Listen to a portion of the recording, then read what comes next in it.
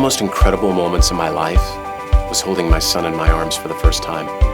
I'd always hear people describe a love towards their children, but I'd never really experienced it until that moment. You know, they say children can learn the voice of their parents even during pregnancy, and I remember saying my son's name and him just turning and looking at me. It was just this moment where he recognized my voice and I lost it. With a bunch of tears running down my face, I told him, "I love you so much. I'm your dad." How you doing, Ashton? I think you could argue that the greatest ability we are capable of as humans is to love and to be loved. C.S. Lewis wrote a book called The Four Loves, and he breaks it down into 4 categories: affection, friendship, romance, and unconditional.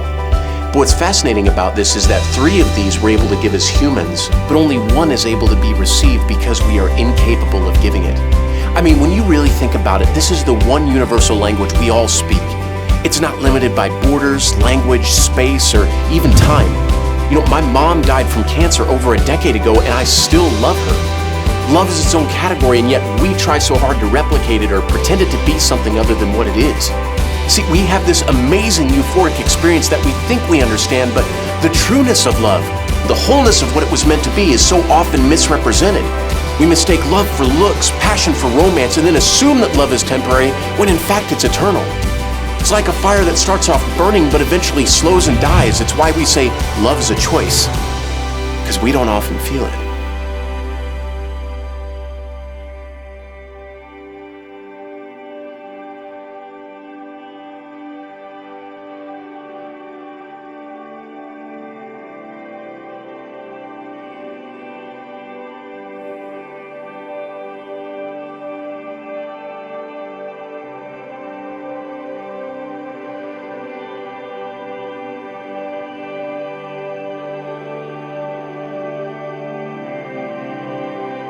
Jesus told a story in the book of Luke about a shepherd. It says he had 100 sheep and 99 of them were accounted for, but one of them is missing. Jesus says that the good shepherd goes after this one lost sheep, and when he finds it, he has to carry it home on his shoulders. Now, if I'm being honest, I think to myself, who cares? It's one animal. Why concern myself with something so insignificant when you already have more than enough? But you see, this is Jesus. His love is completely irrational.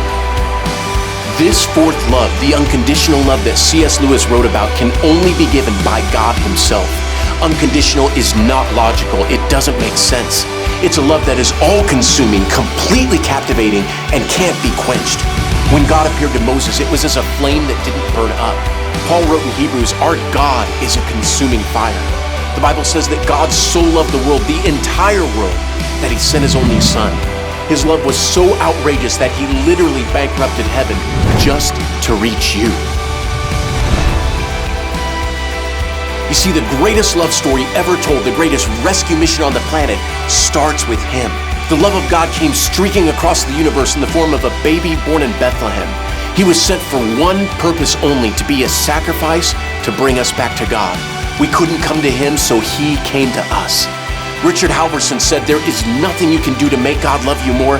There's nothing you can do to make God love you less." His love is unconditional, impartial, everlasting, infinite, perfect.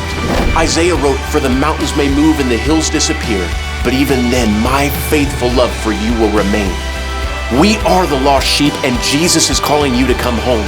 He's the bright morning star, that sun on the horizon. He is the great light shining in the darkness. The longing of every human heart can only find its rest in him. He didn't have to choose to love you because his heart has never stopped bursting for you. He knows who you are, every thought, every action, every mistake, every triumph, but that will never stop him from pursuing you. The one who loves you as I speak, from the moment you were born until your last breath, is Jesus Christ.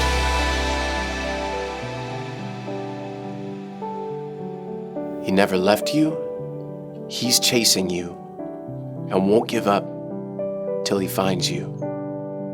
And that is love.